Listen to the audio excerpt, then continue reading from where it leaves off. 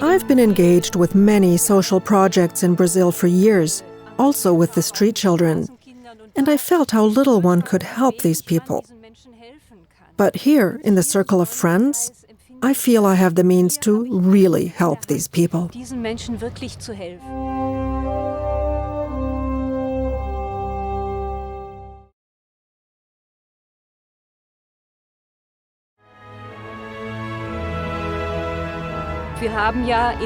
In Brazil, we already have communities in a native Indian tribe, and healings occur there as well.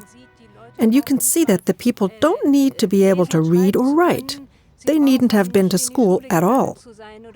It's all about what's important, what's fundamental to life everywhere.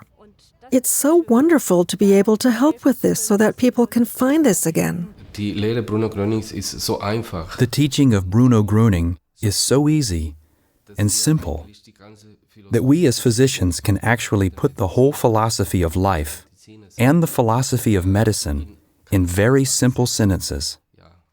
The people in South America also have the right and opportunity to recognize this teaching. Die Möglichkeit, diese Lehre zu erkennen. Since the mid-90s, there have been Bruno Gröning friends in South and Central America. In the beginning, the Esperanto language is a great help here, as it is in other countries. The very first one was actually Mr. Humet, Alex Humet from Belgium. He's also Spanish, so Spanish is really his mother tongue. And back then he went to Cuba on his own accord, not on behalf of the Circle of Friends, all on his own, to a regional Esperanto Congress, so he was there and made the first contacts in Cuba. And then he returned with some addresses, and here we were. What do we do next? And then, 2 months later, Mrs. Häusler sent Robert Freigassner and Detlef Meyer to Cuba. They visited the Friends and started the first communities there. Das war wie ein kleines Abenteuer für mich damals. That was like a little adventure for me back then. Because, well, the cars, everything is totally different to what I knew from Austria or other European countries. In anderen europäischen Ländern. Und wir waren ja keine Touristen in dem Sinne. And of course, we weren't tourists in that sense. We didn't go to the beach. We went directly to the people and saw how they live, and particularly the difficult circumstances they have to sometimes live in. Eine Frau, an die ich mich heute noch gut erinnern kann. One woman, I remember her very well to this day. They practically carried her in and laid her down. And she was only skin and bone. She was that emaciated. Also die war so abgemagert. Und auch dort haben wir nicht nach der And even there, we also didn't ask about the illness, but simply reported about the health that others had experienced. And she was very weak, but she was there and listening to everything. Circa ein Jahr später habe ich bei einem Esperanto-Kongress ihren guten Freund. A year later, at an Esperanto Congress, I saw her good friend again and asked him about this woman and what had happened to her. And he said, "Oh, she's working again." Das war damals, also in those days, that was unthinkable after you had seen that woman. Many healings happened back then in Cuba. The only problem was that because of the regime, it was forbidden to have gatherings. But the teaching was so close to their hearts that they were always trying to find out in which living room they could secretly meet. It was also impossible to send schooling material, as it was immediately confiscated. It was also very difficult to maintain email contact, as everything was controlled in Cuba. And so we were always making sure that someone could fly to Cuba occasionally to take care of the Friends. Today, there are communities in nearly all the countries of Central and South America, and many healings have occurred. Here, the information lectures given by doctors also play an important role in spreading the teaching of Bruno Gröning. Und dann haben wir einfach angefangen, die Lehre. And then we just started to present the teaching of Bruno Gröning and these healings on the spiritual path in a practical way. In the meantime, we have held these information lectures in Mexico, in Colombia, Ecuador, Paraguay, Chile, Peru, and Argentina. Other friends also did them in Venezuela. In Venezuela auch gemacht. Und das machen wir sehr We do it out of love, and we don't get paid any money. We do it in our own time, basically during our holidays. Mi primera experiencia con lo que es conferencias empezó en el mes de octubre de... My first experience with lectures was in October 2006.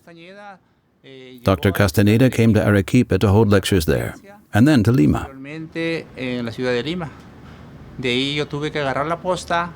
After that, I joined the group and traveled with them. Utah y con el señor Daniel Imos. Viajamos a Santiago. We went to Santiago, where I was allowed to have my first real experience. It was very interesting, although I was a bit nervous. But with Bruno Gröning's help, everything went well. I received a lot of strength there, and from then on, everything was wonderful. We traveled to Argentina, Paraguay, and everything went well. The lectures were wonderful, and a lot of new friends joined. Se logró conseguir bastantes amigos. Katharina Gabel from Paraguay also hears about Bruno Gröning at a doctor's information lecture. Durch Herrn Dr. Plättner, der bei einem Zwischenbesuch von Argentinien. Dr. Blettner came to Asunción for a short trip from Buenos Aires, Argentina, to hold a lecture for Germans. And I was so impressed that the next day I had to read everything on the internet, what other information there was. Alles an Information gab. Und, and then I just felt other people have to be told that there is no incurable. Wie unheilbar eben nicht gibt.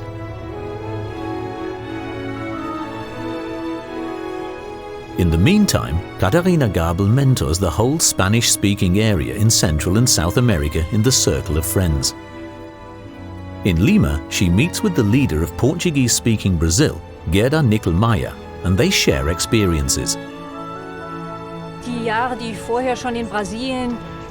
I've been engaged with many social projects in Brazil for years, also with the street children, and I felt how little one could help these people. But here, in the circle of friends, I feel I have the means to really help these people. Bueno, pues desde 1997 padecí. Since 1997, I suffered from herniated discs. The pain was absolutely terrible, dreadful. Los dolores eran terribles, eran atroces, ¿no? O sea que utilicé. I tried various therapies, not just in clinics or hospitals. Pressure chambers, thermal spas, acupuncture, healing practitioners, healers. I tried everything that people recommended. Mire, donde me decían, yo iba buscando la solución, ¿no? Y bueno, well, the pain I had was terrible. I constantly needed painkillers. Cuando me daban las crisis de dolor que eran. When I had one of those terrible pain attacks, the doctors had to give me neurobion together with Voltaren. That means not one or the other, but both at the same time. The nurse who sometimes came to me to give me injections over a period of 4 or 5 days, even he didn't want to give me a higher dose because he was afraid that it would damage my organs. That's how strong the medication was. Había que ayudarlo a higienizarse cuando le venían estos dolores. When he got this pain, I had to help him sit down. It was very difficult for the family, but we kept looking for help from doctors, healers, therapists, and so on. All of them said that he was basically incurable. Ya le habían dicho que ya prácticamente era incurable.